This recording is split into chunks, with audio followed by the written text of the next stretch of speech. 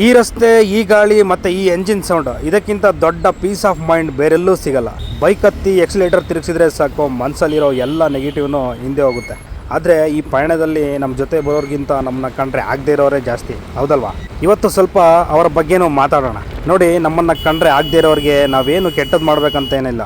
ನಾವು ಚೆನ್ನಾಗಿದ್ದೀವಿ, ನಗ್ನಗ್ತಾ ಇದ್ದೀವಿ, ನಮ್ಮ ಕೆಲಸ ನಾವು ಮಾಡ್ಕೊಂಡು ಎತ್ತರಕ್ಕೆ ಬೆಳಿತಿದ್ದೀವಿ ಅಂದರೆ ಸಾಕು, ಅವ್ರಿಗೆ ಅದೇ ದೊಡ್ಡ ಹೊಟ್ಟೆವರಿ. ಅಂಥವರು ನಮ್ಮ ಬೆನ್ನಿಂದೆ ಏನೇನೋ ಮಾತಾಡ್ತಾರೆ.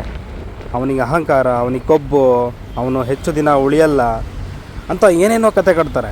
ಆದರೆ ಒಂದು ವಿಷಯ ಗೊತ್ತಾ, ಬೆನ್ನಿಂದೆ ಮಾತಾಡೋರು ಸದಾ ಬೆನ್ನಿಂದೇ ಇರ್ತಾರೆ. ಯಾಕಂದರೆ ನಮ್ಮ ಎದುರಿಗೆ ನಿಂತು ಮಾತಾಡೋ ಯೋಗ್ಯತೆ ಅಥವಾ ತಾಕತ್ತು ಅವ್ರಿಗೆ ಯಾವತ್ತೂ ಇರಲ್ಲ. ಅನೇಕರು ಕೇಳ್ತಾರೆ, ನಿಂಗೆ ಉರಿಯಲ್ವಾ? ಅವರು ನಿನ್ನ ಬಗ್ಗೆ ಎಷ್ಟೆಲ್ಲ ಹೇಳ್ತಾರೆ, ನೀನು ಯಾಕೆ ಸುಮ್ಮನಿದ್ದೀಯಾ ಅಂತ. ಅವರಿಗೆ ನಾನು ಹೇಳೋದು ಒಂದೇ ಮಾತು, ನಾಯಿ ರಸ್ತೆಯಲ್ಲಿ ಬೊಗಳ್ತಿದೆ ಅಂತ ನಾವು ಬೈಕ್ ನಿಲ್ಲಿಸಿ ನಾಯಿಗೆ ಕಲ್ಲು ಹೊಡೆಯೋಕ್ಕಾಗಲ್ಲ.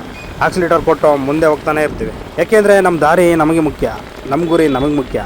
ನಮ್ಮನ್ನು ಕೆಳಗೆ ಬೀಳಿಸೋಕ್ಕೆ ಕಾಯ್ತಿರೋರಿಗೆ ನಾವು ಕೊಡೋ ಅತ್ಯಂತ ದೊಡ್ಡ ಪನಿಷ್ಮೆಂಟ್ ಅಂದರೆ ನಾವು ಮತ್ತಷ್ಟು ಎತ್ತರಕ್ಕೆ ಬೆಳೆಯೋದು, ನಾವು ಇನ್ನಷ್ಟು ಖುಷಿಯಾಗಿರೋದು.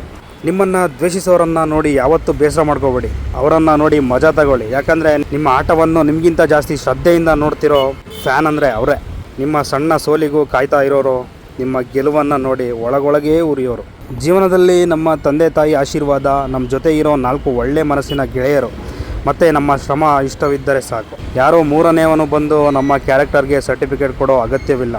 ನಮ್ಮನ್ನು ಇಷ್ಟಪಡೋರಿಗೆ ನಾವು ಜೀವನ ಕೊಡ್ತೀವಿ. ನಮ್ಮನ್ನು ಕಂಡ್ರೆ ಆಗದಿರೋರಿಗೆ ನಮ್ಮ ಯಶಸ್ಸಿನ ಮೂಲಕವೇ ಮೈಂಡ್ ಬ್ಲೋಯಿಂಗ್ ಉತ್ತರ ಕೊಡ್ತೀವಿ.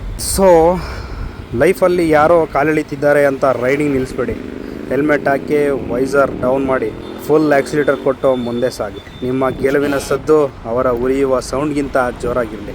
ಓಕೆ, ಇವತ್ತಿನ ವಿಡಿಯೋ ಇಷ್ಟ ಆಗಿದ್ರೆ ಲೈಕ್ ಮಾಡಿ, ಶೇರ್ ಮಾಡಿ, ಹಾಗೆ ಸಪೋರ್ಟ್ ಮಾಡಿ.